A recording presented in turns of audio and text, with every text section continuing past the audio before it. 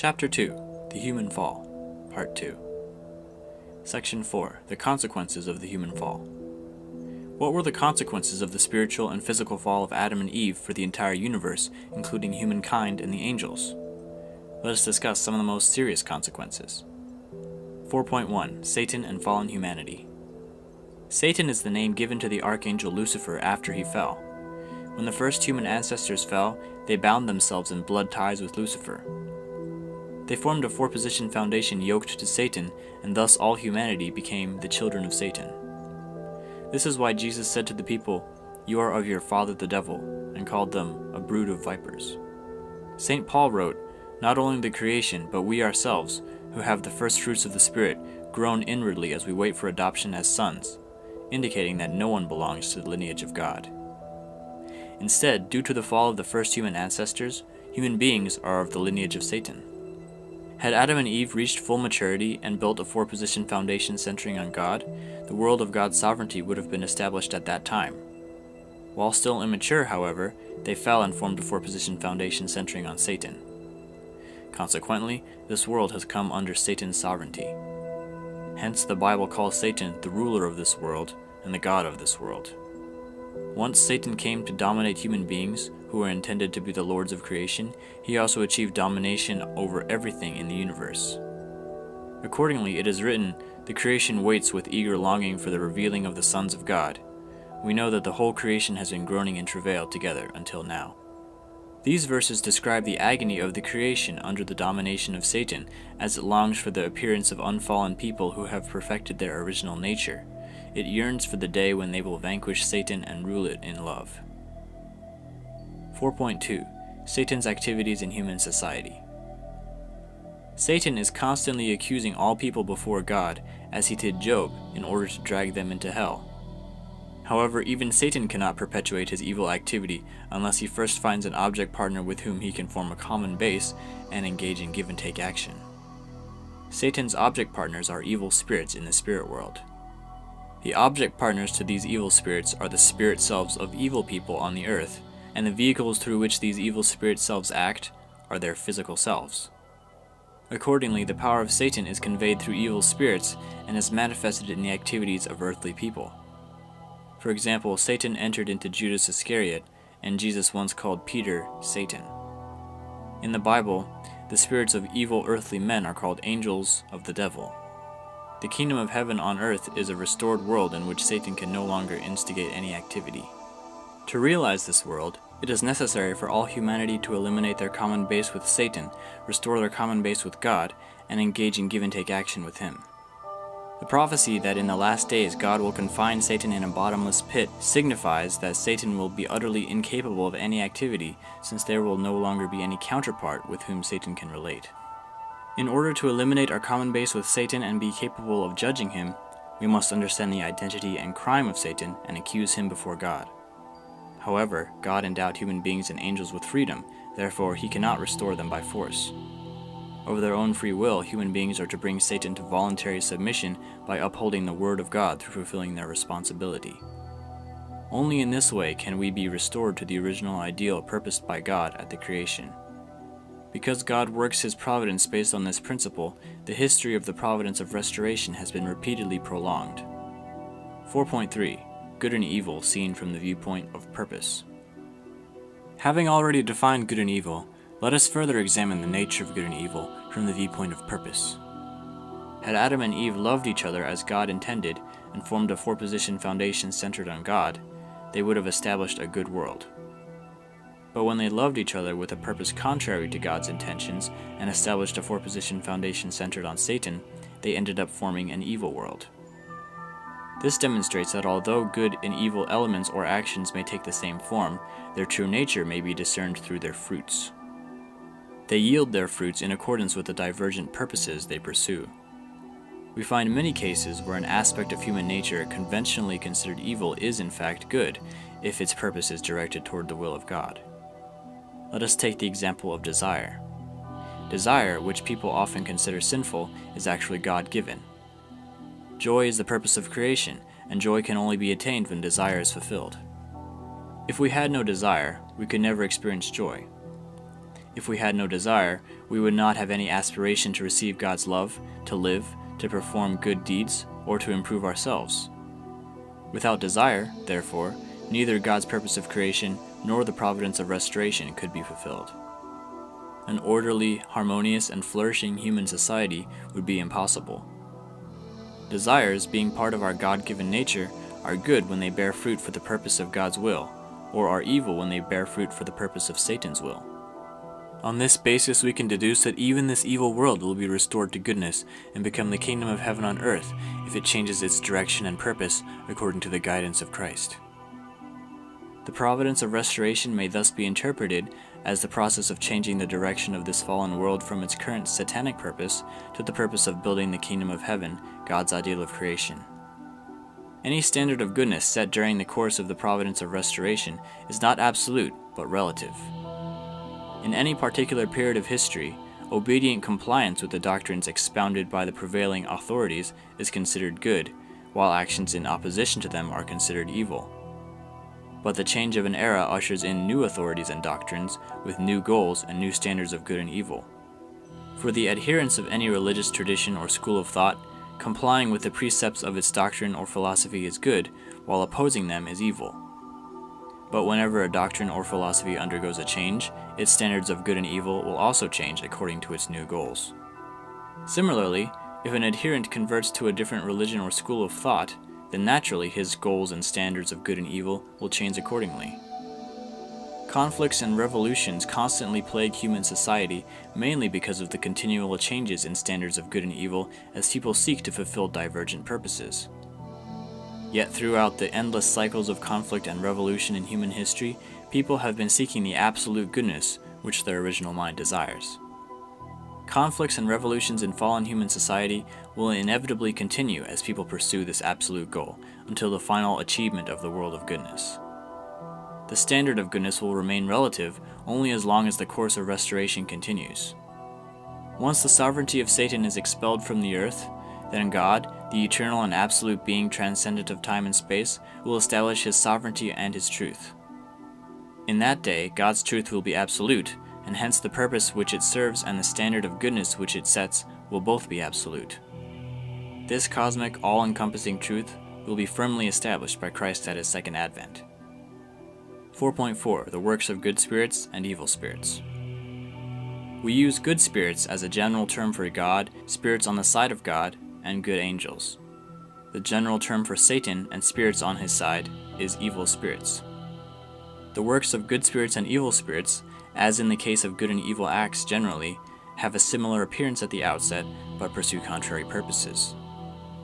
Over time, the works of a good spirit will increase a person's sense of peace and righteousness and even improve his health.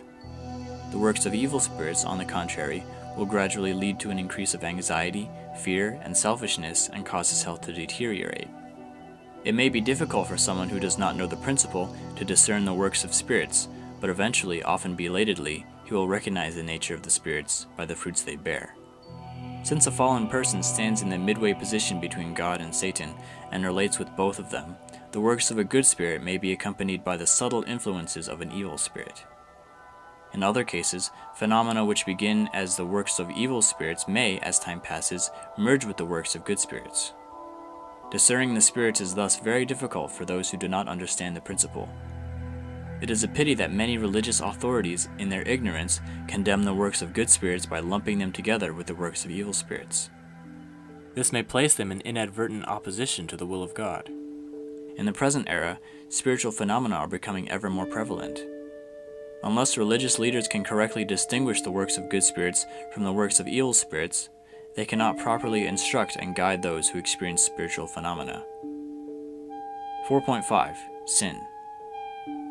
Sin is a violation of heavenly law which is committed when a person forms a common base with Satan, thus setting a condition for give-and-take action with him. Sin can be classified into 4 kinds. The first is the original sin. This sin originated with the spiritual and physical fall of our first human ancestors. It is ingrained in our lineage and is the root of all sins. The second is hereditary sin. This is sin which one inherits from one's ancestors on account of their connection through lineage. It is written in the Ten Commandments that the sins of parents will be visited upon their descendants. The third is collective sin. This is a sin for which a person is responsible as a member of a group, even though he neither committed the sin himself nor inherited it from his ancestors. An example of this kind of sin is the crucifixion of Jesus. Although only the chief priests and certain scribes committed the deed when they sent Jesus to be crucified, the Jewish people and humanity as a whole have together shouldered the responsibility for this sin. As a consequence, the Jewish people were cast into the position to undergo grievous suffering, and humanity as a whole has had to walk a path of tribulation until the second coming of Christ. The fourth is individual sin, which an individual himself commits. The original sin may be thought of as the root of all sins, hereditary sin as the trunk, collective sin as the branches, and individual sin as the leaves. All sins sprout from the original sin, which is their root. Without extirpating the original sin, there is no way to completely eradicate other sins. However, no man is able to unearth this root of sin, buried deep in the recesses of time. Only Christ, who comes as the root and true parent of humanity, can grasp it and uproot it. 4.6. The primary characteristics of the fallen nature. Eve inherited from the archangel all the proclivities incidental to his transgression against God when he bound her in blood ties through their sexual relationship. Adam in turn acquired the same inclinations when Eve, assuming the role of the archangel, bound him in blood ties through their sexual relationship. These proclivities have become the root cause of the fallen inclinations in all people. They are the primary characteristics of our fallen nature. The fundamental motivation which engendered these primary characteristics of the fallen nature lay in the envy the archangel felt toward Adam, the beloved of God. How can there be anything such as envy and jealousy in an archangel whom God created for a good purpose? The archangel was endowed with desire and intellect as a part of his original nature. Because the archangel possessed an intellect, he could compare and discern that God's love for human beings was greater than the love God gave to him. Because he also possessed desires, he had a natural yearning for God to love him more. This desire of the heart was naturally conducive to envy and jealousy. Envy is an inevitable byproduct of the original nature, like the shadow cast by an object in the light. After human beings reach perfection, however, they will never be induced to fall because of incidental envy. They will know deep inside that the temporary gratification they might feel by attaining the object of their desire is not worth the agony of self-destruction that would ensue. Hence, they would never commit such crimes. A world that has fulfilled the purpose of creation is a society built upon organic interrelationships, much like the structure of the human body. Recognizing that the downfall of an individual would cause the whole to perish, society will keep its individual members from such self-destruction. In this ideal world, the envious desires that arise incidentally from the original nature will be channeled into spurring the progress of humanity. They will never cause people to fall. The primary characteristics of the fallen nature can be divided broadly into 4 types. The first is failing to take God's standpoint. A principal cause of the archangel's fall was his failure to love Adam with the same heart and perspective as God. Instead, he felt jealous of Adam. This led him to tempt Eve. An example of this characteristic of the fallen nature is when a courtier feels jealous of the king's favorite instead of sincerely respecting him as one whom the king loves. The second is leaving one's proper position. Seeking more of God's love, Lucifer desired to enjoy the same position of love in the human world as he had in the angelic world. This unrighteous desire caused him to leave his position and fall. People are induced by unrighteous desires to step beyond the bounds of what is right and overreach themselves because of this primary characteristic of the fallen nature. The third is reversing dominion. The angel who was supposed to come under the dominion of human beings instead dominated Eve. Then Eve, who was supposed to come under the dominion of Adam, dominated him instead. This disruption of the proper order has borne bitter fruit. Human society is thrown out of order by people who leave their proper position and then reverse the order of dominion. These repeated occurrences are rooted in this primary characteristic of the fallen nature. The fourth is multiplying the criminal act. After her fall, had Eve not repeated her sin by seducing Adam, Adam would have remained whole.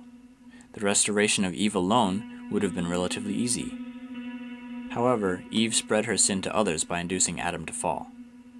The proclivity of evil people to entangle others in an expanding web of crime stems from this primary characteristic of the fallen nature. Section 5. Freedom and the Human Fall.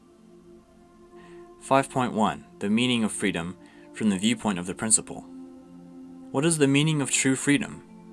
In light of the principle, 3 characteristics of freedom stand out. First, there is no freedom outside the principle. Freedom requires both free will and the free actions pursuant to that will. The former and the latter have the relationship of internal nature and external form, and perfect freedom is achieved when they are in harmony. Therefore, there cannot be any free action without free will, nor can free will be complete without free actions to accompany it. Free actions are generated by free will, and free will is an expression of the mind. Since the mind of an original, sinless person cannot operate outside of God's word, that is, the principle, it will never express free will or generate free action apart from the principle. Undoubtedly, the freedom of a true person never deviates from the principle. Second, there is no freedom without responsibility. Human beings, created according to the principle, can reach perfection only by fulfilling their responsibility based on their free will. Accordingly, a person pursuing the purpose of creation as prompted by his free will ceaselessly strives to carry out his portion of responsibility. Third, there is no freedom without accomplishment. When human beings exercise freedom and carry out their responsibility, they strive to accomplish results which complete the purpose of creation and bring joy to God. Free will ceaselessly pursues concrete results through free actions. 5.2. Freedom and the Human Fall. To summarize, freedom cannot exist outside the principle. Freedom is accompanied by the responsibility laid out in the principle, and freedom pursues accomplishments that bring joy to God. Free actions generated by free will bring about only good results. Therefore, it cannot be that freedom caused the human fall. It is written, "Where the Spirit of the Lord is, there is freedom." This freedom is the freedom of the original mind. As long as Adam and Eve were bound by God's warning not to eat of the fruit of the tree of the knowledge of good and evil, they should have kept this commandment by their free will and without God's intervention. Certainly, the freedom of their original mind, which is inherently responsible and seeks the good, was prompting them to obey it. When Eve was about to deviate from the principle, the freedom of her original mind aroused fear and foreboding in her in an attempt to prevent her from deviating. Ever since the fall, this freedom of the original mind has been working to bring people back to God. Working in this way, freedom could not possibly have caused human beings to fall. Rather, the human fall was caused by the stronger power of unprincipled love, which overwhelmed the freedom of the original mind. In truth, human beings lost their freedom as a result of the fall. Yet even fallen people possess intact a seed of their original nature which seeks freedom, and this makes it possible for God to carry on the providence to restore it. With the progress of history, people have been ever more zealously aspiring for freedom, even at the cost of their lives. This is evidence that we are in the process of restoring our freedom, long lost due to Satan. The purpose of our search for freedom is to facilitate the accomplishment of our God-given responsibility, which is essential for fulfilling our purpose of creation. 5.3. Freedom, the Fall, and Restoration. It is true that human beings were free to relate with angels who were created to minister to them. However, since Eve's heart and intellect were still immature when she was tempted by the angel, she became confused emotionally and intellectually. Although the freedom of her original mind induced in her a sense of foreboding, because the power of the love between her and the angel was stronger, she crossed the boundary and fell.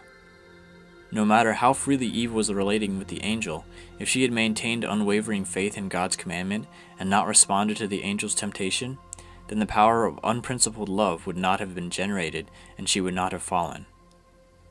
Therefore, despite the fact that freedom permitted Eve to relate with the angel and brought her to the brink of the fall, what pushed her over the brink was not freedom, but the power of unprincipled love. Since Eve was created to interact in freedom with angels, she naturally related with Lucifer. Yet when Eve and Lucifer formed a common base and engaged in give-and-take action, the power of the unprincipled love which was generated caused them to fall.